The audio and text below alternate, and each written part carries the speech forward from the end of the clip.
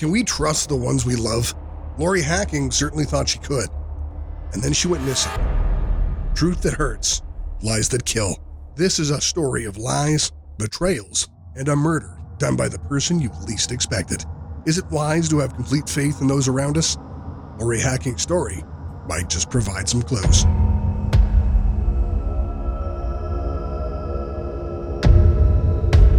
It was at exactly 10:19 in the morning, July 19th, 2004, when Lori Hacking was reported missing by her husband, Mark Hacking.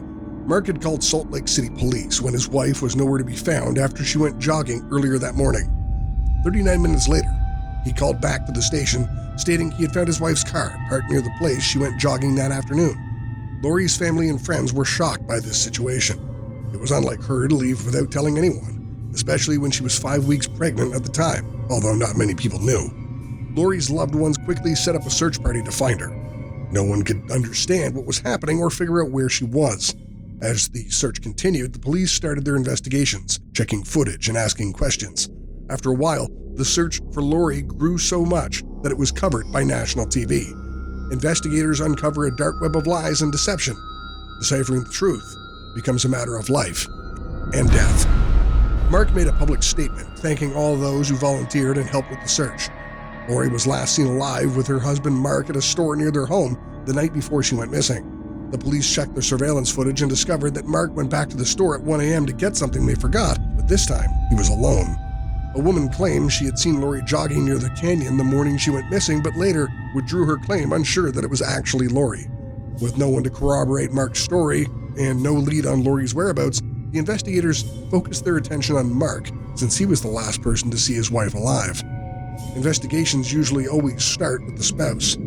What did Mark know that he wasn't telling police? With no witness to confirm that Lori even went jogging that morning, the investigators started questioning Mark's story. As the search continued and further interviews with Mark, something about his story just wasn't adding up.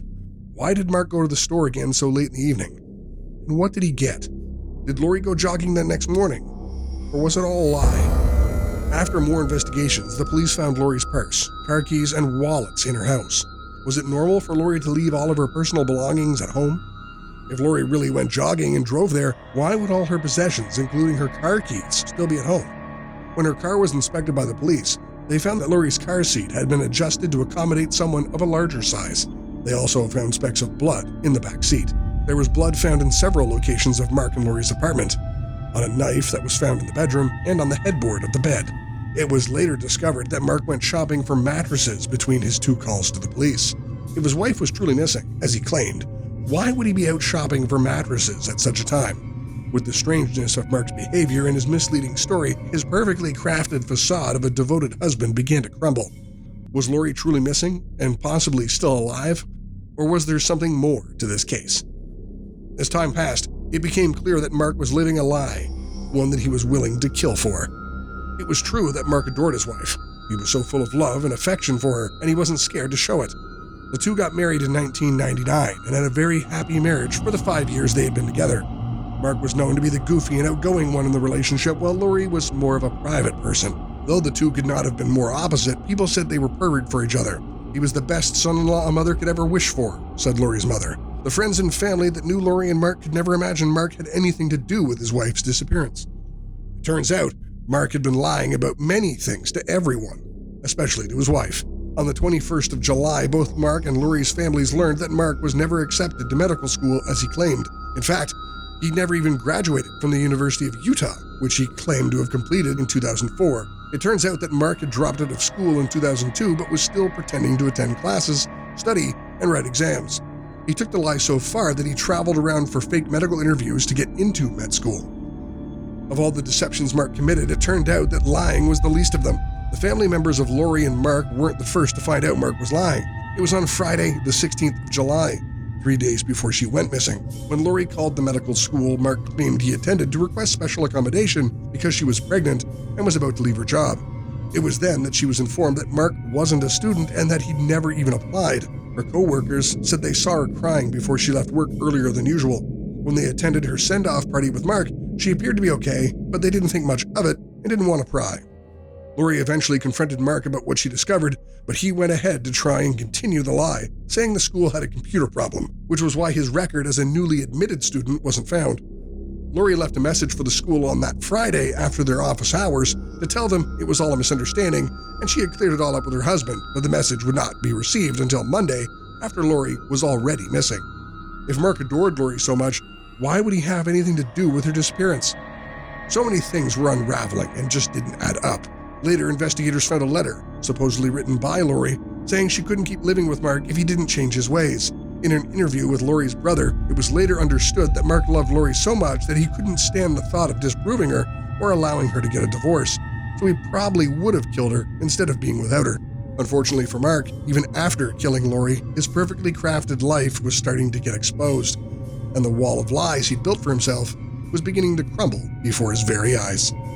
On July 20th, the police got a disturbing call that Mark was running around outside a hotel naked, though he was still wearing only sandals. Later that night, he was admitted to a psychiatric hospital. Candace DeLong, an FBI profiler, believed that the behavior Mark exhibited was not truly psychotic since he had sandals on. She believed that Mark thought he could get away with Lori's murder if he played crazy before they found out it was him. Two of Mark's brothers visited him in the psychiatric hospital, confronting him about what truly happened to Lori and what his involvement was. They, like everyone else, were beginning to suspect their own brother. There's an old saying that states, "Whoever lies can steal." Unfortunately, some people not only steal, but also kill to cover up a lie. Mark is one of those people. It was on that day, July 24th, that he confessed to killing Lori on the 18th of July. He and Lori argued that night about his medical school and other lies he had told her, an argument that led to Lori's death. Mark murdered Lori with a .22 caliber rifle while she was sleeping in their own bed, and then placed her body in a trash bag and just threw it away as if she was now trash herself. Now it's clearly why Mark decided that shopping for a mattress at the time of crisis was warranted. His brothers were appalled. Even though they had their suspicions, they did not foresee the extent of Mark's actions. Who wants to believe their own family could do something like this?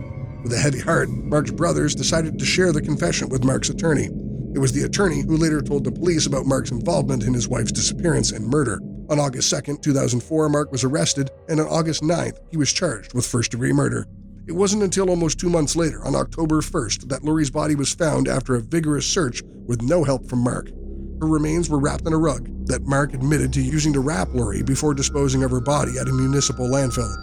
By then, Lori's body was too decomposed and they could not verify her pregnancy, preventing Mark from getting the death penalty. On July 19, 2004, I intentionally shot Lori Hacking in the head with a .22 rifle, he testified in court.